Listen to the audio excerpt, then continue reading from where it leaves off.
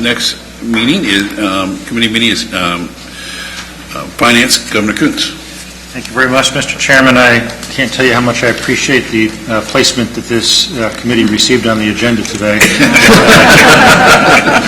Understanding that our next activity would be the reception hosted by Florida International University, we will try to be as brief as possible, but again, I want to thank you for the placement. Minoka, can you please call the roll? Chair Coons. Present. Vice Chair Wettenbeck. Here. Governor Beard. Here. Chair Colson. Here. Governor Fossey. Governor Huizinga. Here. Governor Levine. Here. Governor Trim. Here. Chair Quorum. Thank you very much, Minoka. First order of business is to approve the committee minutes from our meeting on September 12th. Is there a motion? So moved. Second? Second. Any conversation, questions? All in favor, please signify by saying aye. Aye. Opposed, like sign, motion carries. Item number 3 is for information only. Our regulation requires that boards of trustees notify us each fall of any potential new fees or increases to existing fees that are being discussed on some of our campuses. We all know that this is always one of our livelier meetings each year, and we have seen a fairly dramatic decrease over the last few years of the fees being requested. We ask for this information not only as a heads up to the committee and the board, but also to ensure that appropriate dialogue is taking place between the university leadership and the students. And so we do appreciate the submission of this information. I do want to be clear that these fees under consideration, they must go through the appropriate university fee process, Board of Trustees review, all before coming to this committee for consideration, so they may or may not be ultimately submitted to our committee. Formal proposals are due to the board office next spring, and then we would consider any requests at our June meeting. And Tim, I think if I am remembering correctly, we have 4 fee requests that have been indicated that may be submitted for approval in our June board meeting. Any questions from any of the committee members on the process? I know some of you are new to that process. Okay, thank you. Item number 4 is something we talked about briefly at our last meeting, and I know Governor Laudenbach is also interested in this subject. I think he's going to be spending more time on this. But what we have asked is for Sherry Schuman, Vice President of Administration and Finance at the University of North Florida, to make a brief presentation to us on shared services. And I think common sense tells us that there are many services that each of the universities have and provide, and that there can potentially be efficiencies gained when more than one university may be purchasing, for example, exactly the same product, and if we pool all our resources, that we could have some savings in our quest for greater efficiency. So, Ms. Schuman, I know that you are our local expert on this subject and have a brief presentation, which I think, at least my expectation is we'll hear the presentation. Hopefully there'll be a little bit of dialogue, and we will take this forward in subsequent meetings and in between meetings where we will start to gain a better understanding of what the possible efficiencies could be, and then see if we can't drive to enact some of these shared services. So, Ms. Schuman, thank you for joining us. Thank you very much this afternoon. I'm Sherry Schuman, the Vice President for Administration and Finance at the University of North Florida, and Chair of the CAFA Group, which is the Council of Administration and Finance. What we wanted to do today was just to start the dialogue on what we have been doing for the last 20 years and what we will continue to do in the next 20 years in regard to being able to be efficient in how we purchase or we utilize services from each of the universities. You should also have a handout that lists many, many contracts that show some of these examples. I am only going to give a few examples because otherwise the presentation would be much too long for you this afternoon. One of the things to start with that the purchasing directors would indicate is that they analyze all available agreements when they determine to start to source any type of commodity or service. We always use the contracts that are the most competitive and of the best value. And we take into account that each university does have some unique needs in some particular cases. And we'll give you some of those examples. One of the things to keep in mind is that not all statewide contracts always produce the lowest cost.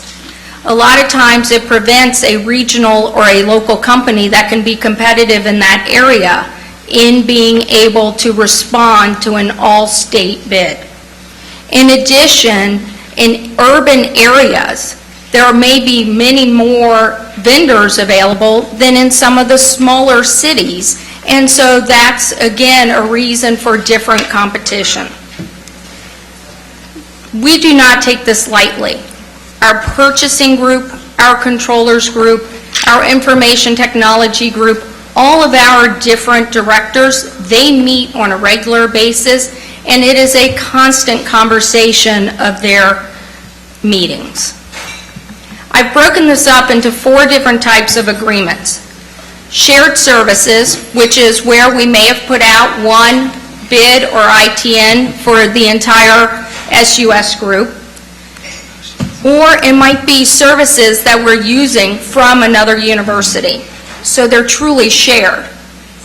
The next is piggyback agreements. Piggyback agreements are where one university had already gone out and bid or procured those services, and then we piggyback onto that contract.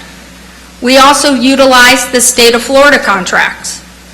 But not all the time is state of Florida better than we can do, because we can get some educational discounts that the state of Florida cannot. And then again, there are purchasing cooperatives that we have options to use and have contracted with. In regard to shared services, we started this 10 years ago. It was probably one of the major monetary financial commitments that we made was when the universities devolved from the state system.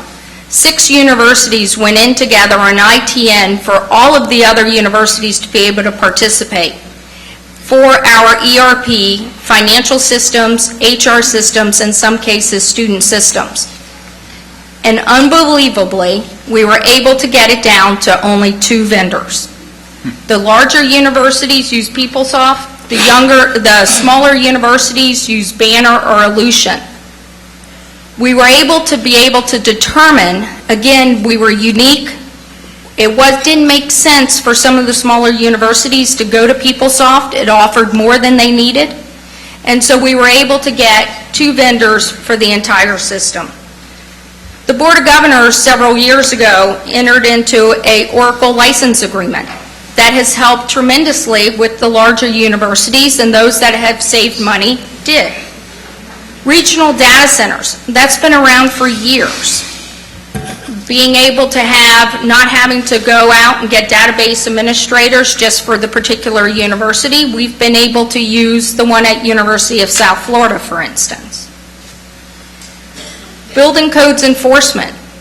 Each university is able to procure their own building codes if they want. We, for instance, at University of North Florida, contract with the University of Florida. New College contracts with Florida State. So we're able to get that same service for a lot cheaper than if we went out and did it on our own.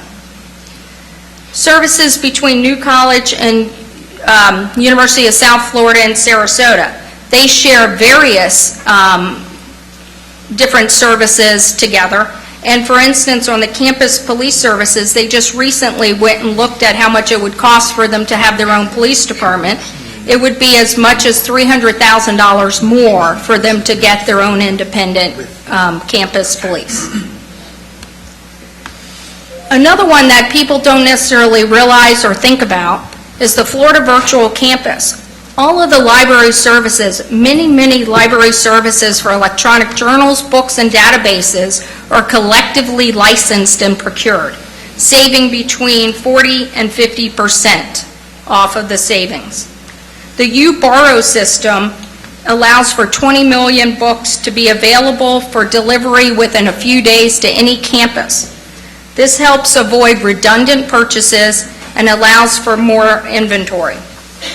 And the last is just library housekeeping systems that the Florida Virtual Campus does together for all of the campuses. FSU has determined they probably save $2 million by utilizing, just for library services, FLVC. Additional shared services, we went out and did an ITN several years ago, about 5 years ago, for Builder's Risk. Overall SUS savings for those 4 years has been $1.5 million. Collection agencies, the Controller's Office have gotten together. They go out with one ITN and have procured getting a good discount on what we would pay for collection services with 3 different firms. Household and lab moves, FAU alone saved $135,000 on a shared service agreement. Piggybacking is what they do every day. They go and they look and see who has the best contract and go and try and get that same rate that they are. Banking services, FAU, Florida Gulf Coast, New College has used FAU's agreement. UNF is currently looking at jumping on to the UF agreement because it's better than what we can get on our own. Office supply contracts, again, dollar savings by being able to piggyback FIU's office supply contract. Microscopes, FAU saved $70,000 off of $1 million for spend in 1 year. P-card programs, being able to go out and get additional rebate services. And then student health insurance, that just got rebid. There's about 6 universities that are using a shared contract there. We do use State of Florida when it makes sense. Office furniture, vehicles, although sometimes vehicles, especially for the police, can get better off of the Florida Sheriff Association contract. Computer hardware, courier services. Almost all of the universities are utilizing a state contract, and several are doing it with UPS to save additional dollars. There are 6 or 7 major cooperative, purchasing cooperatives that we've been able to utilize. E&I, WISCA, on that particular one, FAMU figures they've saved about $350,000 by using that consortium. GSA air filters, about 62% that we can get off of the list price universities can get. And then U.S. Communities with maintenance and repairs. But we're not stopping there. As I said, we continue to explore where we can.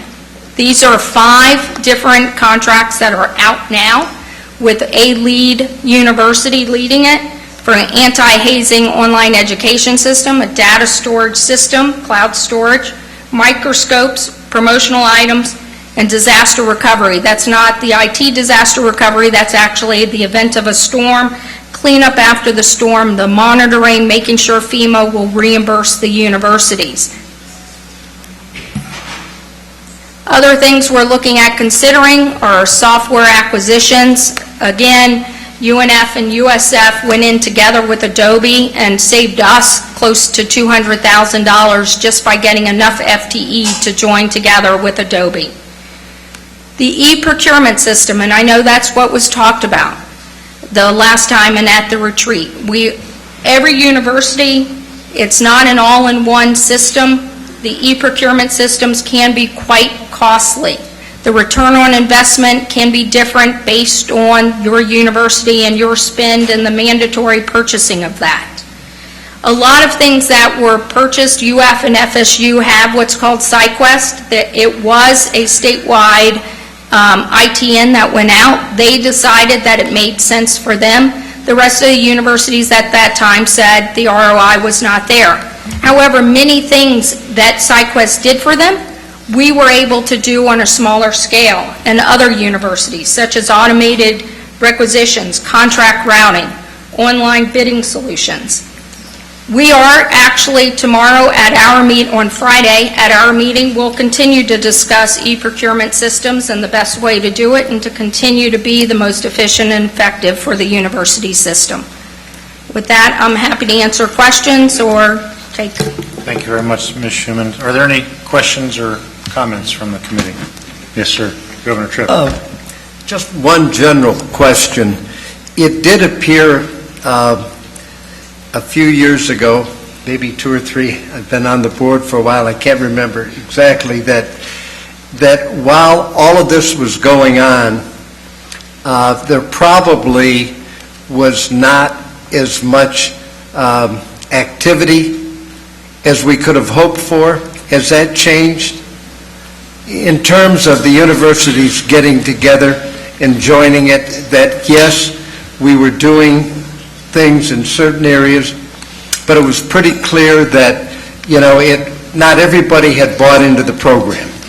I believe at this point, everybody has bought into the program. It has been a dialogue at our meetings, and it is a dialogue at the purchasing directors' meetings every single time they meet. The chair of that group happens to be also who works for me at our university, and I know that is definitely everybody wants to pitch in and bring it together when it makes sense. Is it possible for us to see kind of a profile of what actually happened, where we can look and see, where we were at some starting point and where we are now? And then maybe the possibility of those of you involved in what you think it could be with greater commitment? We can look at that. The attachment that, Tim, they all have the attachment? Okay, so there was a handout that was an attachment that is a pretty big spreadsheet that lists all of the different ways that we're doing these various agreements. And I can try and see at the date. I'll try and get it to the date. We can kind of look at those. The problem is trying to bring all that data together. I mean, I don't think board members have time to take that big spreadsheet and then kind of graph it or do something to see, what accomplishments we really are making in terms of the overall system. We can do that. Yeah, I mean, if you could do that, I think it would help us to see where we started from, the effective savings that we kind of have now, and then we could have the dialogue more about what could we do to make it even better. We can do that. Thank you, Governor Tripp. Any other questions? Just a Governor quick Levine. comment, if you don't mind, Mr. Chairman. First of all, congratulations. I mean, you guys have obviously done a lot of work with this, so you understand the necessity for it. I raised this question when we had our retreat a while back about centralized purchasing and how we can try to leverage more of our size to get better pricing, and you already sort of started on that organically. The university's working cooperatively. I guess what I'm going to ask the new chancellor to do is just sort of, myself, I'm going to ask if he would kind of assess the process from the Board of Governors perspective and see if there's something from a more organized perspective we could be doing to support your efforts. Nobody wants to. I think what we want to try to do is optimize pricing as much as we can and redirect those resources back to serving students, just like you do.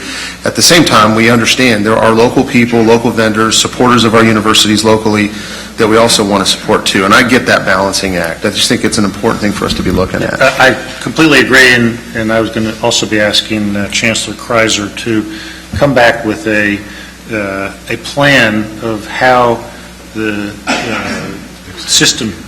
university system staff can work with your group and try to scope. So what is the potential? How much can we get to? And potentially, and then you pick and choose. But right now, there's been a tremendous amount of great work, but it is a little bit haphazard, and people can opt in and opt out as they choose. And it'd be nice to know what the full amount could be. And just to use as an example, the Oracle, because software licenses are one of those that there's not a lot of individuality of those types of licenses, so that's a really good one to continue to pursue in the future. However, for us, for instance, the Oracle license that was done by the Board of Governors, and that was one that the Board of Governors went out and did on behalf of the universities, we actually can get cheaper because of the FDE and all that through our distributor than the license that was done by the Board of Governors, but it significantly helped Florida and Florida State and some of the other schools. So in those cases, what we want to do is make sure that we have the procurement out there and the ability to go for what is the best price.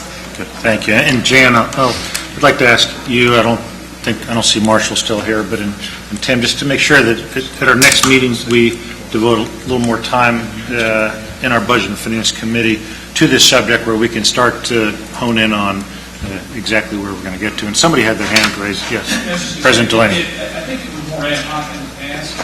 Obviously, with the last few years, the universities have been focused on, we have the same interest that you're concerned with. Sure, Anything we absolutely. can do to save money. Yeah. And the only time I think where the marriage doesn't go is if there's some other intrinsic value that the lower cost just doesn't offset for each university. Yeah, I agree.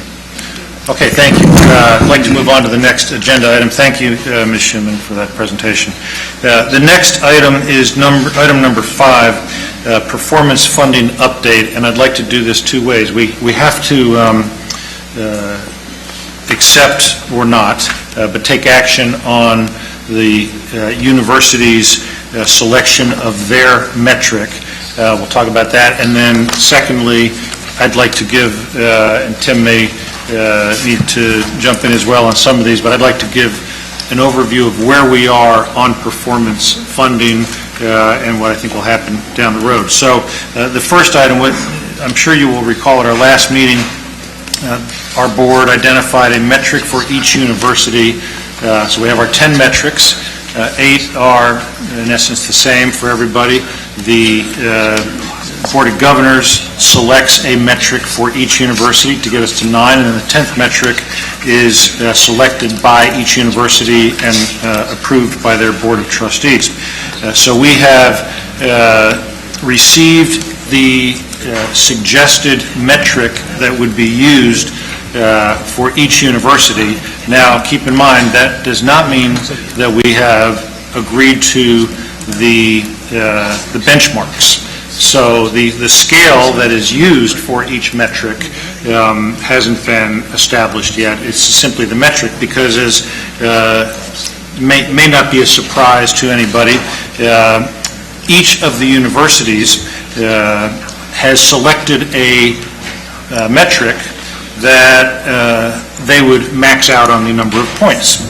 So we have no distinguishing characteristics between the universities because everybody would just max out on their metric. Now, maybe that's not surprising, but that also gives this committee and the Board of Governors the opportunity to look at the metrics selected and to establish the benchmarks within those metrics that could potentially lead to that metric not giving the university the full points. So we should have a slide. I don't think it's this one. This slide that you see there is simply this one. The first one was a recap of the process, and you see the 10 metrics, and the last one, number 10, is each university's choice metric. So if you can go to the next slide, and this is also in your package, but this is a summary of what each university has selected.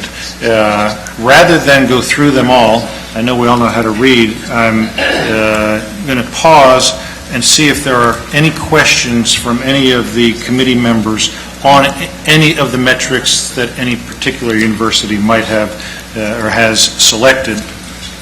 And Tim, is there anything you'd like to add before we go to those questions, or is there something that, should we just jump in? Jump right in. Okay. So are there questions on the metrics? I just have a general question. Yeah. Governor Lynn. Was there a requirement that the metric had to specifically relate to the university's work plan or the goals set forth in their work plan?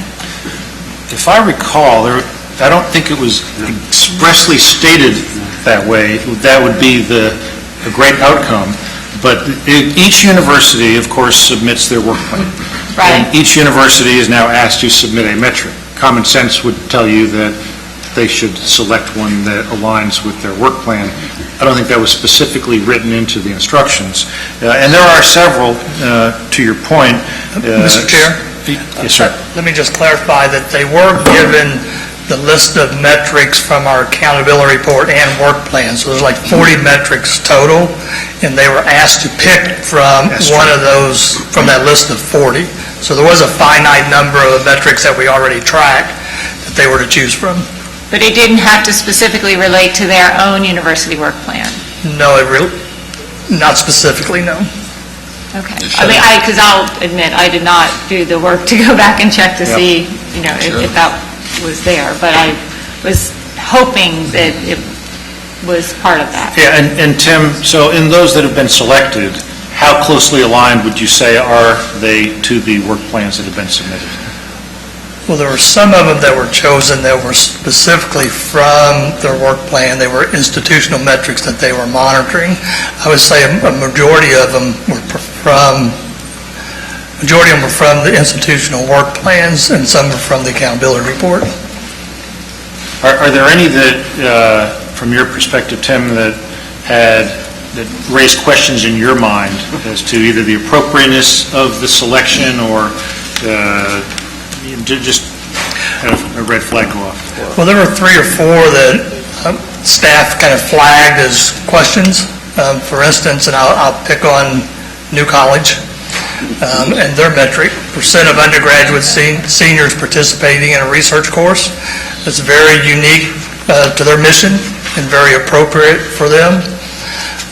Just so the committee knows, all of their seniors are required to participate in a research course. So they would meet that metric 100%. It is a condition of graduation, and so they're currently at a standard of 100%.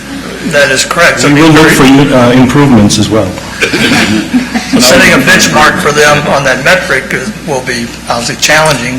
Okay, so that's a good example. Would you want to go ahead and cite a few others so that New College is not feeling excessively picked on? Mr. Chairman, can I ask a question? Yes, sir. Basically, Tim, am I wrong? Universities selected the area that they're the best at. That means they can get the highest grade. Am I correct? Yeah, It may not be they're the best at, Mr. Chairman, but it is a metric that they are currently excelling at. Okay? That's So the point. it's not necessarily where they're the best at, but... So they all picked one where they're going to get the most number of points. Probably what I would do too. Well, and which makes it, what's the point? That's where our committee will then set the benchmarks, because really you don't know how many points you're going to get until the benchmark is set as to what level you have to achieve. Well, the way we're going to start counting graduation rates now, where you can equal over 100, I think we should apply that standard to New College. You may, yes, sir, Mr. President, you can defend your honor, and then we'll go back to Tim, so a few others will have a requirement to defend their honor. No, you go ahead and give it your best shot. I can see why you might think we were trying to game the system, but we really weren't.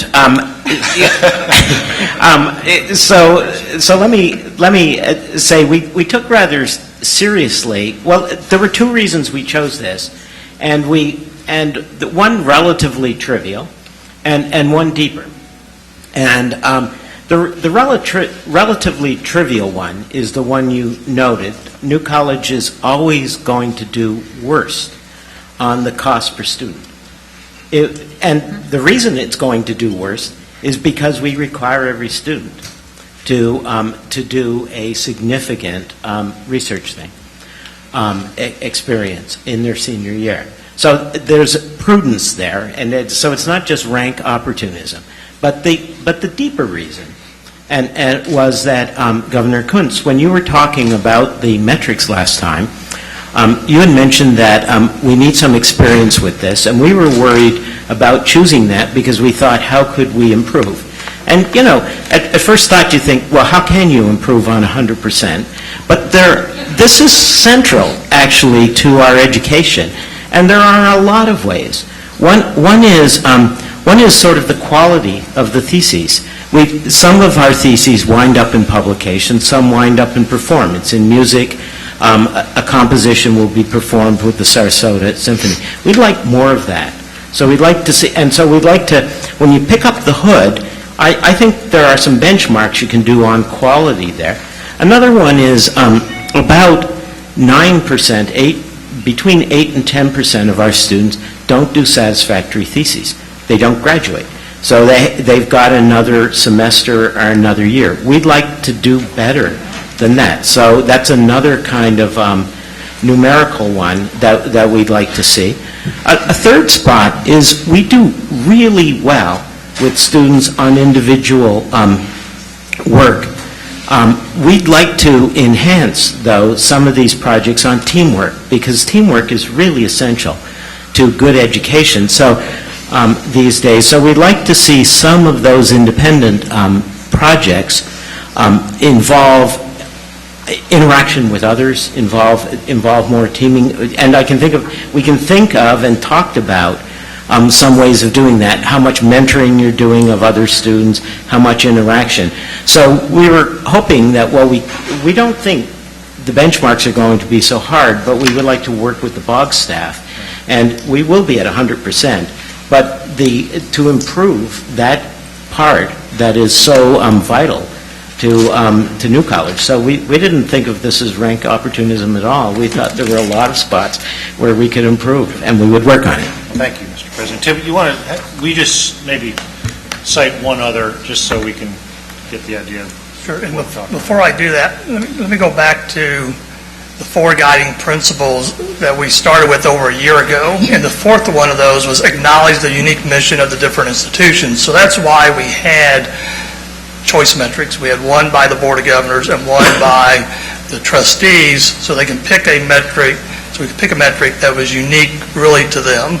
So what you're seeing from the trustees are metrics that are unique to their institutions, and of course they are doing well on. So there was, even though we didn't provide really any guidance that you should pick a metric that maybe you're not doing well on, but it was an opportunity for them to focus on something that was unique to their institution. Another one I'll mention is Florida A&M. % of R&D expenditures funded from external resources. And you can see that what the recommended points are is 80, 75, and 70. On the far right-hand column, you can see their current data and where they are in that area. And if you go back a few years to 07, 08, I think they were actually at about 98 or 99%. So the data has kind of been declining for them. So in light of what's going on with the economy over the last few years, with the sequestration of federal funds, what may be going on with future grants, is an appropriate metric for FAMU at this time. Mr. President, you want to respond? Thank you. Of course, we tried to pick one that we weren't good at either, like everybody else. But if you look at the metric, it's really the percentage of external funds, non-state funds. We've been very good at that. But in our getting to this point, we looked at the implications of that on some of the other metrics that you had. For example, many of our grants go not only to support research, but support students at both the undergraduate and graduate level. That's a point that sort of was left out of that discussion we had earlier. And most data shows a very clear correlation between the success of students who participate in bona fide research projects at the undergraduate level with their successes at the post-baccalaureate experiences in graduate schools and or work. And that's reflected at FAMU by us being at or at the top of institutions in America that send African Americans on to get PhDs in the STEM discipline, not just in Florida, but in the nation. And we think that keeping our faculty, engaged in this effort will help us in graduation rates and in employment and postgraduate experience in education. So that's why we wanted to keep that one on the list for us. Thank you, Mr. President. I think part of this, we've said this each step of the journey, we have to get going. And, we may find some of these metrics were not the best ones to have picked, or maybe they'll all be perfect. But we have to, we can pick it to death. For me personally, I think that we asked the universities to pick metrics, and based on 2 responses we've just heard, those are very thoughtful responses. we have to get to the next step, which is to have the staff work with each university to set the appropriate benchmarks. But I guess at this point, I'm interested in any other feedback from the committee to see if we're willing to simply accept the metrics as selected by all universities, ask the... The conference is no longer being recorded. Well, that may be good. And have the staff get together on the benchmarks and take us to the next step. So that's a suggestion, but other committee members, do you have any thoughts, concerns? Governor Levine? Can I ask a question? Well, let's do Governor Levine first. He's been trying. Yeah, I would be willing to accept these now, because I think that people are we're starting with something new, and I think that we have to start somewhere. I always worry about metrics that are,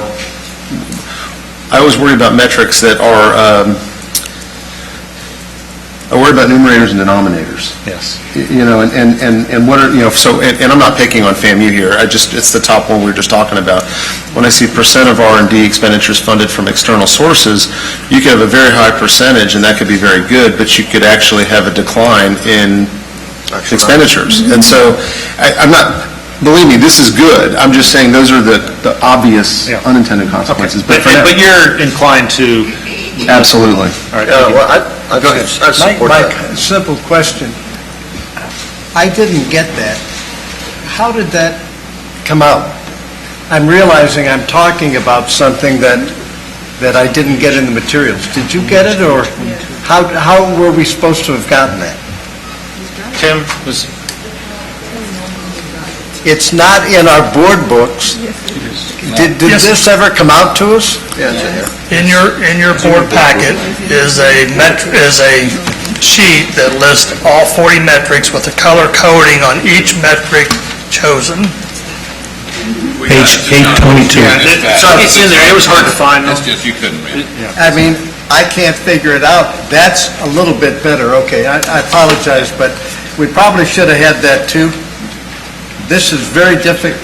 For example, under FAMU, institution-specific, they were to pick one. Is that correct? They were to pick one, yes, sir. But you have 3 X's.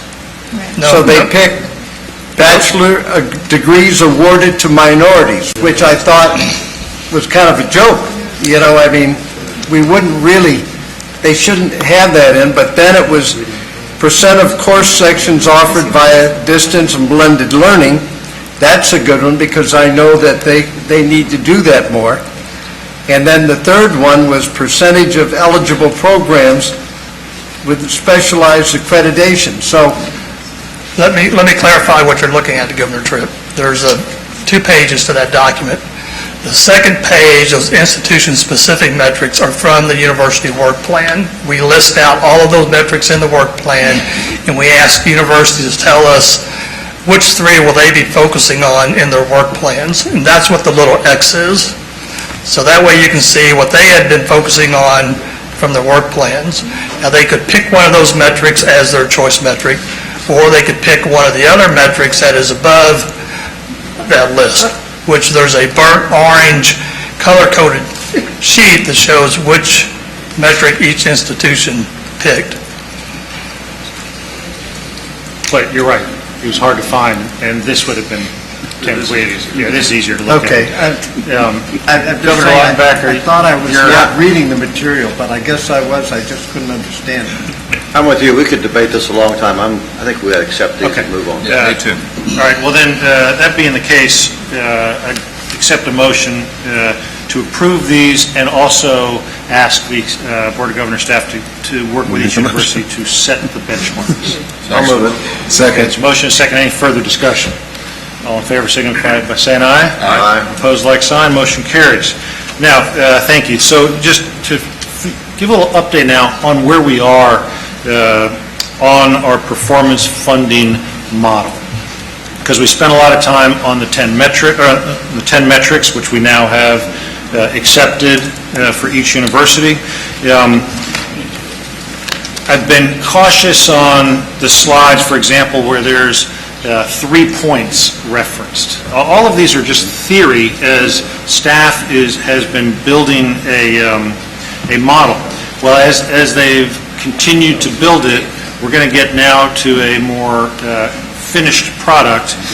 I've got several requests of the staff, but we probably will evolve into a 5-point per metric system, which is going to allow greater differentiation amongst the universities, and so they're working on that, and we'll be coming back to the universities to show you that. I've also asked, and they are putting together recommendation in our model, our funding model for distribution of new money. So this is all, just like we did on the $20 million, new money to have there be a system where we take our points. So if we had a 5-point system, obviously you can have 50 points in total if you max out on every one, where there would be some minimum requirements to receive any new money. And recall, we are looking at not just achieving excellence, but it's either achieving excellence or improvement, one or the other, whichever you're better at. So it's not requiring everybody become excellent. It would be requiring people either improve or achieve excellence. But what we would end up with at the end of the process is a process where not every school is going to receive money. And those that didn't, that money that, in theory, if it had been evenly distributed, that gets put in the pot and gives to those universities that actually have demonstrated either excellence to a high degree or significant improvement. And so that's the second piece where we are. And then finally,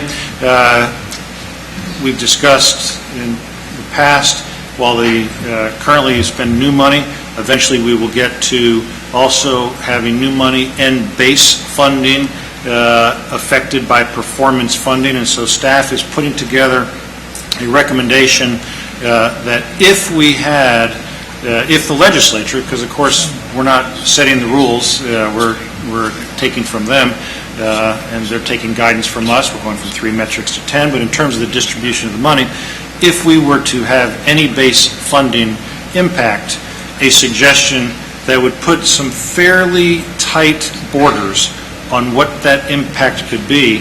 So we would potentially end up with there being the possibility of some impact, but very little impact in base funding as we work towards what many other states are doing now with performance funding, which is a significant portion of their base funding being impacted. So those are 3 updates. There's one other slide I wanted to point out, and I don't know who has the clicker, but the map. Tim, do you have the clicker? Yeah.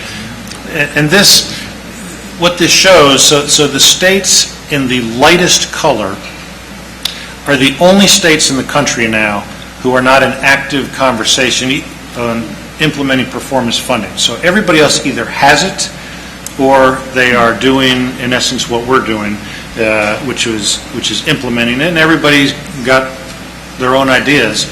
But I thought it was worth showing that we're not being mavericks here. We're doing what many others are doing.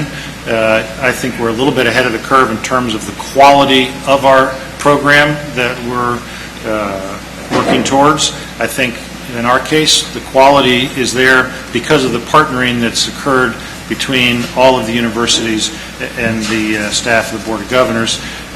We met with Governor Chopra and the faculty senate heads in Orlando a few weeks ago, and I think, Governor, you may want to give us a brief report on not only what we did there, but some of the feedback from the faculty, because I think it's critical that we recognize this is not just something we're making up, but that we're working in conjunction with everybody. So if you don't mind. Oh, I appreciate your joining us for the meeting of the Council of Faculty Senates in Orlando. I think you had a very open discussion with our group, and they appreciated that quite a bit.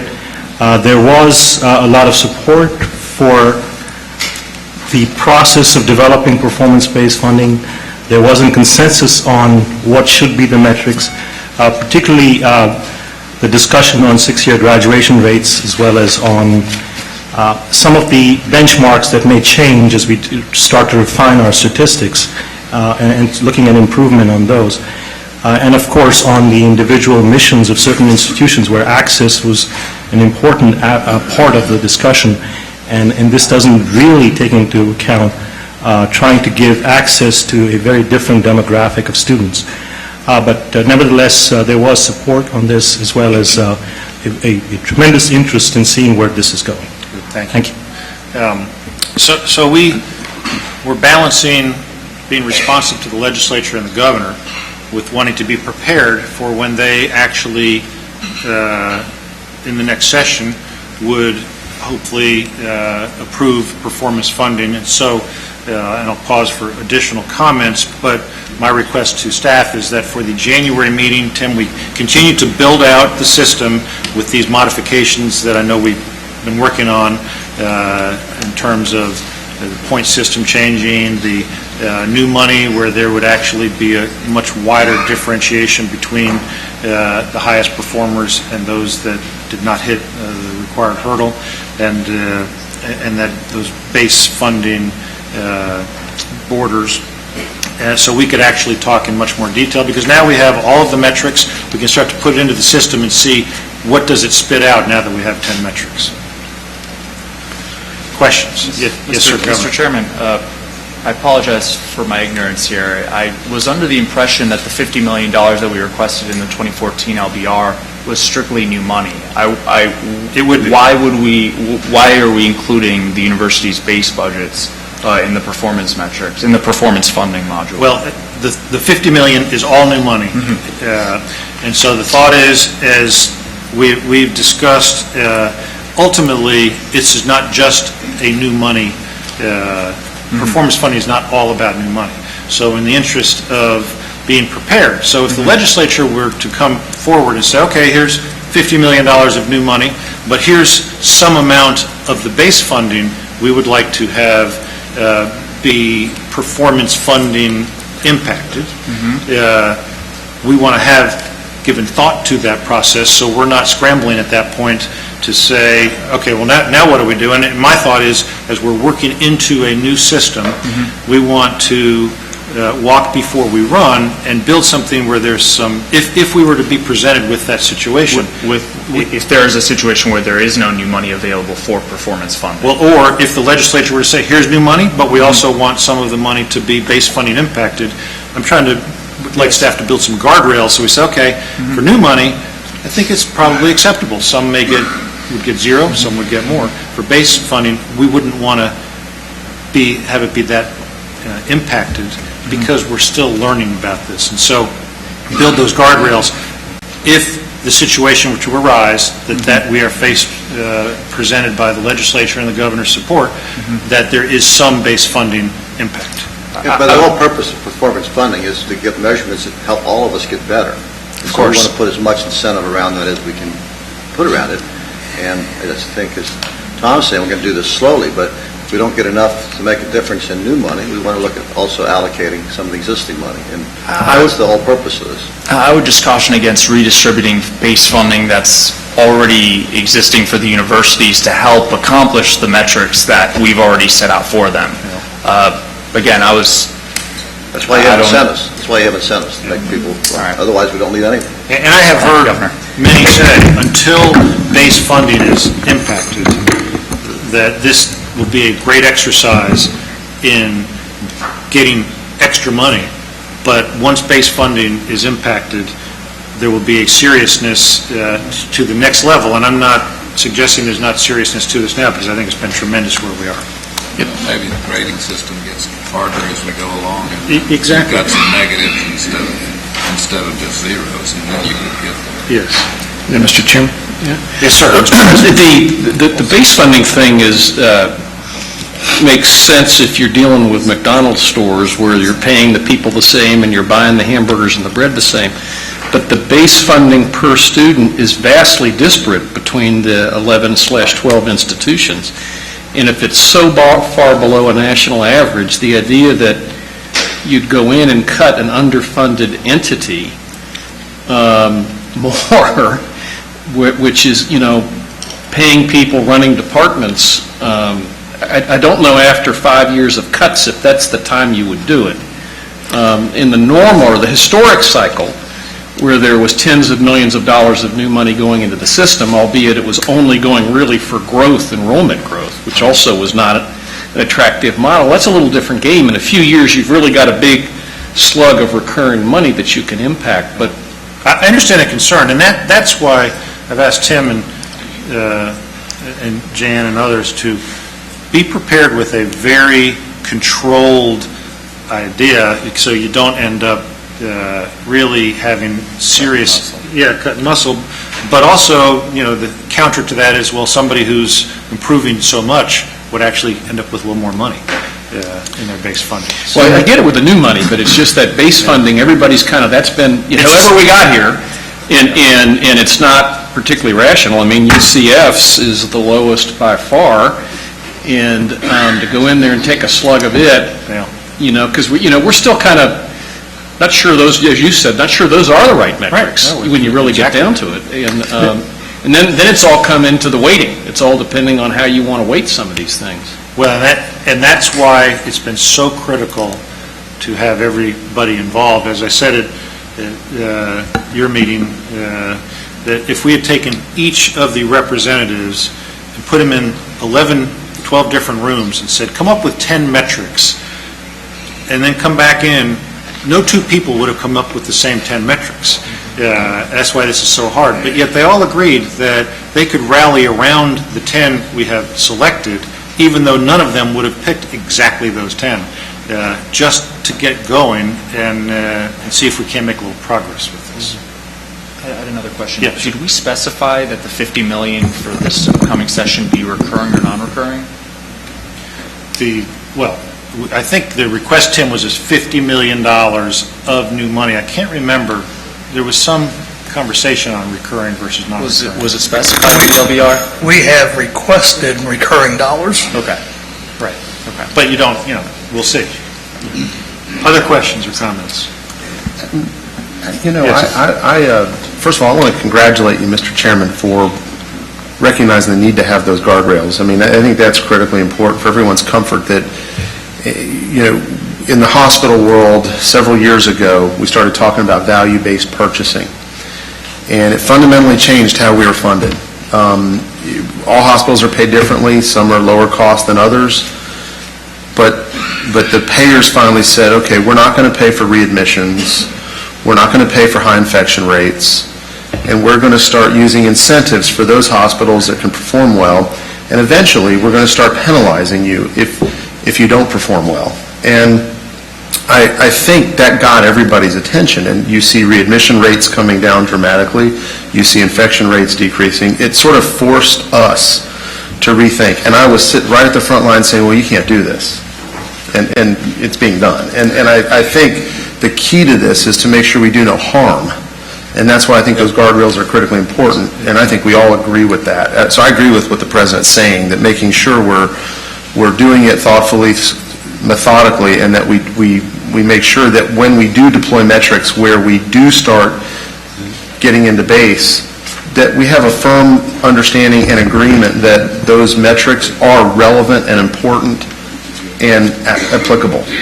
And you've done a great job with this, and whatever we can do to support. Thank you. I think the point is, if you've got a poorly funded hospital with poor results, and you've got a well-funded hospital with good results, those are both to be expected. But they're not on equal footing.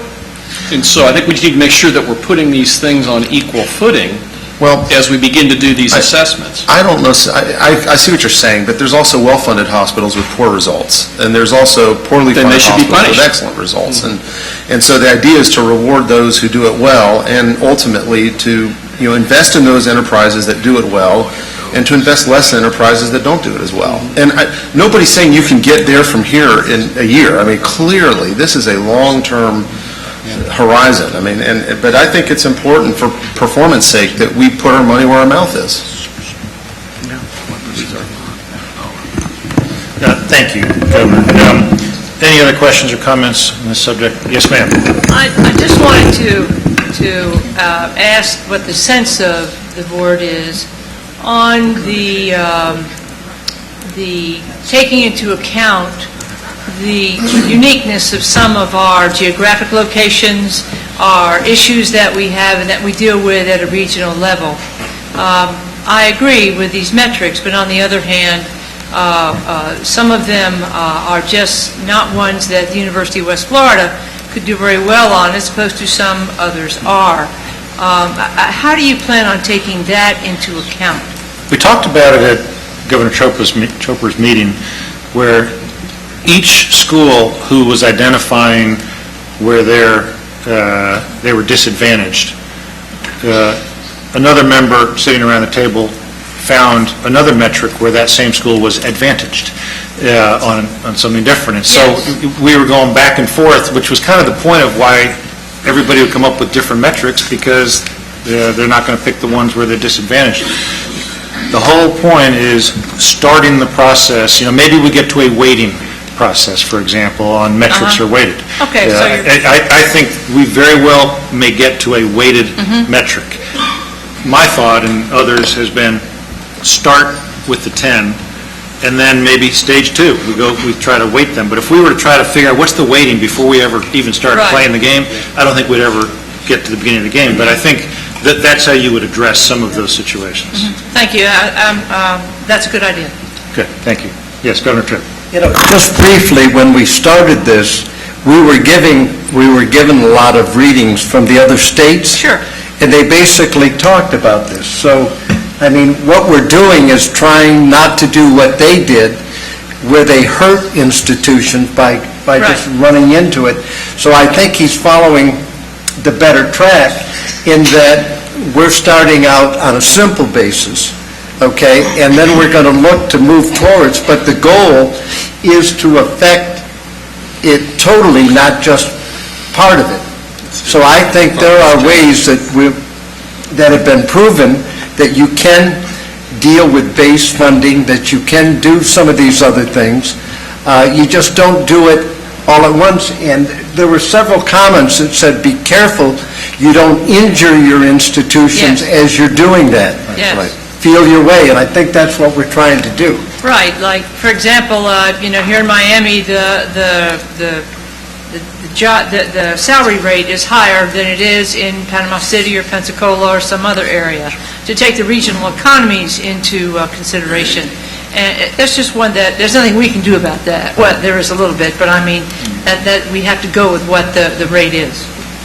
So, thank you for the comments. I would encourage the board members to, between now and January, if you want to get into more detail, call, I don't know where he went, Tim, and he'll talk to you more about this. Obviously, we can't do it together in between meetings, but anybody individually should feel free to do that, so that come January, when we really are about at the end of the process of round 1, we can all have had whatever questions we might have answered to the best of our ability.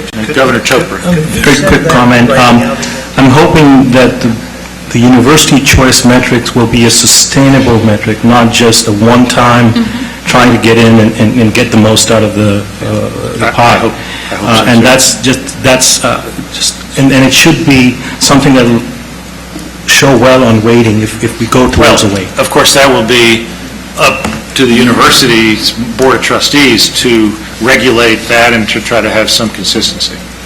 Yes, sir. Could you send out that initial material again, or could we get that in board books or something so we could read it? Yeah.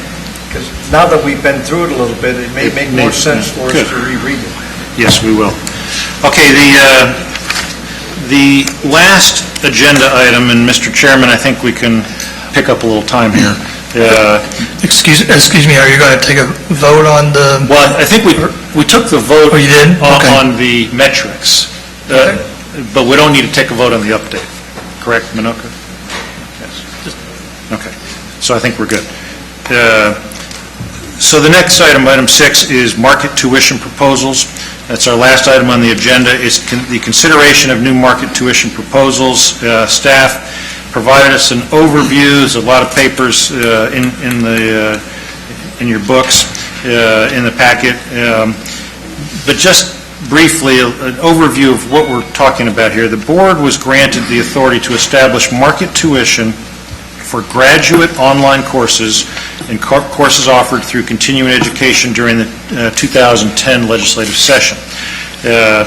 Former Governor Perez chaired a work group consisting of board members, university representatives, and university representatives who developed the regulations to implement this new policy. A lot of time was spent, a good collaborative process, and the work group had numerous concerns and eventually settled on a regulation that implemented a 3-year pilot program in which universities could request up to 5 market tuition programs per year. Having a pilot period would allow the committee to collect data on the impact to enrollments and degree production associated with the market tuition programs. We are now in the 3rd year of this pilot. The regulation also requires an annual status report. Also included in your packet is an update for each of the market tuition programs that the board has approved. Some were approved last November, and they would not yet have an update. Next November, we'll take a look at the entire pilot program, make a decision on how to proceed on future market tuition proposals. I know one of the nuances is you can't create one of these and eliminate an existing non-online program in the university, so you had to maintain the programs as they were. This year, we have 7 universities that have submitted a total of 21 market tuition proposals. I know that the universities are here and prepared to speak to them. Just as a summary, the University of Florida has 5 of those. University of South Florida has 1. Florida Atlantic has 3. Florida International has 4. And University of West Florida has 4. I know our staff has looked at all of these as they have in the past. All of these are in compliance with the pilot program as outlined. Didn't have a concern. I want you to confirm that, Tim, if you don't mind, though. There was no concern on any of these? That is correct. Staff looked at these. We had dialogue with the institutions on the ones we had questions on, and they satisfied those questions, and most of these are in line with similar programs that the board has approved in the past. And I will add... So I think we can... sorry, go ahead. I was going to add, there was 3 proposals from UNF and 1 from Florida Gulf Coast as well. Oh, I'm sorry. You're right. I didn't turn the page. And so we can talk about them all. I know Provost Glover, you have the most. I don't know if there's anything you'd like to say, but they all look fine. And any of you can feel free. I don't think we necessarily need formal presentations on this. Are we going to make a vote? We will take a vote on all of these, and we can probably just take, unless there's any controversy, we could probably take one vote to accommodate all of them. Could I move the approval of all of them to get the start? Yes, sir. There's a motion and a second. Motion and a second. Is there discussion? And also any comments any of the university representatives want to make? Hearing none. All in favor of approving the motion, please signify by saying aye. Aye. All opposed, like sign. Motion carries. Thank you very much. I would like to point out, Mr. Chairman, that while we started late and we're allocated 90 minutes, we are certainly using a much smaller amount of time than our 90 minutes allocated. Thank you so much again for the positioning, and our meeting is now adjourned. Thank you. Your terrific performance is duly noted and appreciated. Mr. Provost. Yes. You're kind enough to host us for a reception at the Frost Art Museum. You want to give us some details? Absolutely.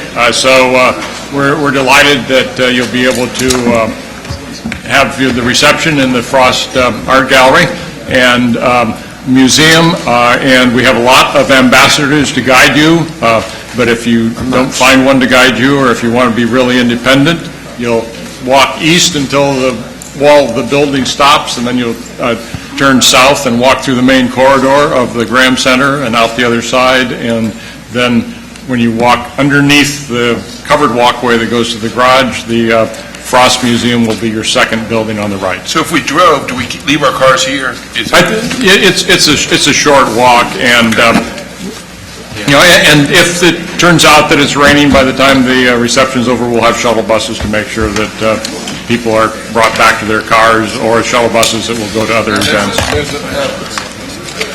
a bus taking route from. Okay, got it. All right, folks, if there's